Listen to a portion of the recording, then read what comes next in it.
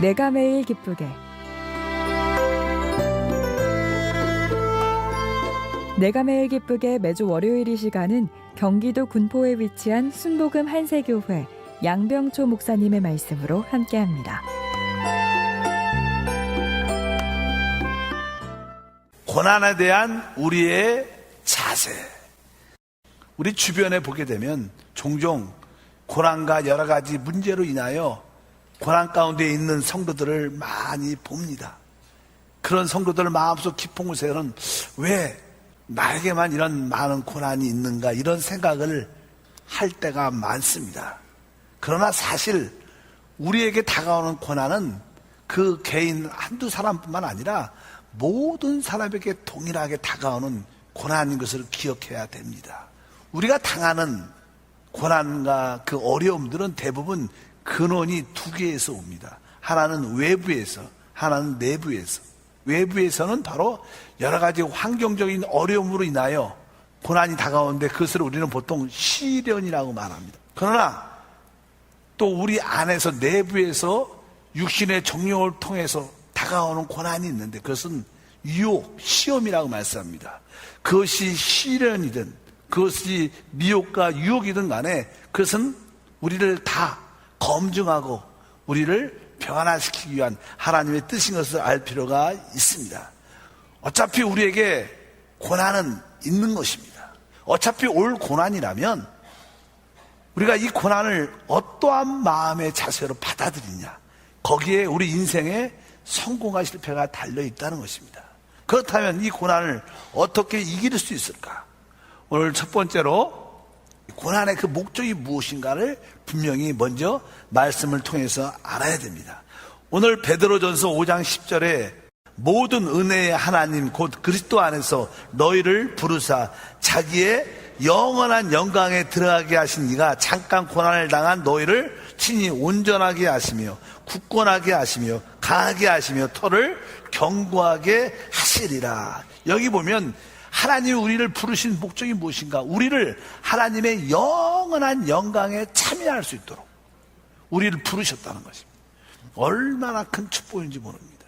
그러면 우리가 하나님의 영광에 참여한다는 뜻이 무엇일까? 그것은 갈라디아서 4장 5절에 이렇게 말씀합니다. 율법 아래 있는 자들을 속량하시고 우리로 아들의 명분을 얻게 하려 하심이라.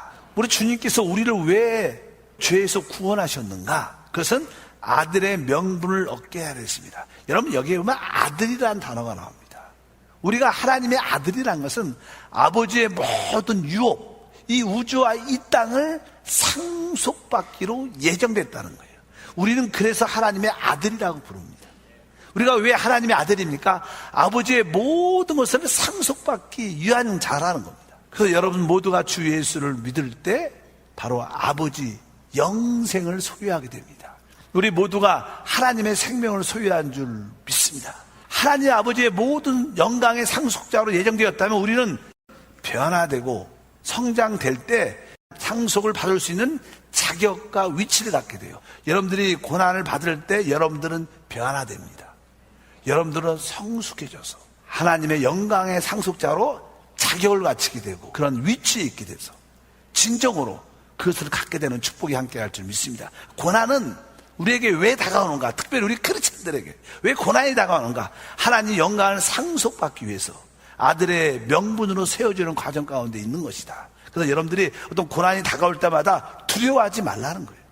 이것은 우리를 실패하고 죽이려고 오는 게 아니라 나를 변화시키고 성장시켜서 하나님의 상속자로 위치와 자격을 갖게 하는 길이구나. 그래서 고난은 우리에게 유익이고 고난은 우리에게 축복이 되는 줄 믿습니다.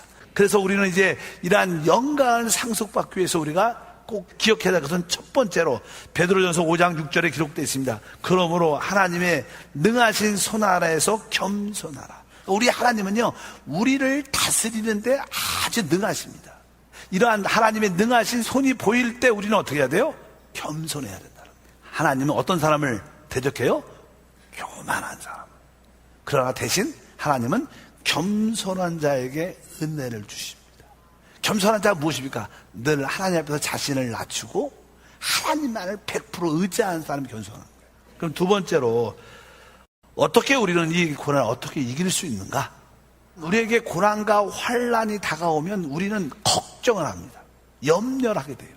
근데 우리 하나님은 염려를 다 주님께 맡겨라. 여러분들이 염려를 주님께 맡기는 그러한 훈련을 해야 돼요. 그래서 여러분들이 그 염려를 거부하는 훈련을 해야 돼요. 사실 염려한다고 일도 해결도 안 됩니다. 염려한다고 문제가 풀리냐? 그것도 아닙니다. 그래도 잘 모르고 그냥 염려라는 거에 속고 있어요. 책에 보면요, 65세 이상 된 어르신들에게 질문을 했습니다. 인생을 살면서 가장 후회스러운 일이 무엇이냐? 너무 염려를 많이 하고 사는 것을 후회한다는 거예요. 염려는 우리에게 도움이 되지 않는 줄 믿습니다. 그래서 여러분들이 염려를 다가올 때마다 어떻게 해야 돼요? 그 염려를 어떻게 주께 맡겨라. 염려가 다가올 때마다 하나님께 빨리 패스하시는 여러분들에게 주님을 축복합니다. 걱정하지 말라. 바로 너희는 바로 내 형상을 가진 내 아들들이 아니냐, 내 자녀가 아니냐. 염려하지 말라. 내가 너희를 지킨다.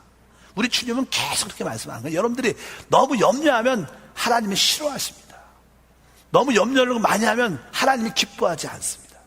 염려 안 해야 하나님이 기뻐하시고, 염려 안 해야 하나님이 더 풍성하게 넉넉하게 채워주신 줄 믿습니다. 두 번째는 무엇이냐? 8절과 9절에 기록되십니다. 읽어보니까 근신하라 깨어라 이렇게 말해요. 근신하라 깨어라.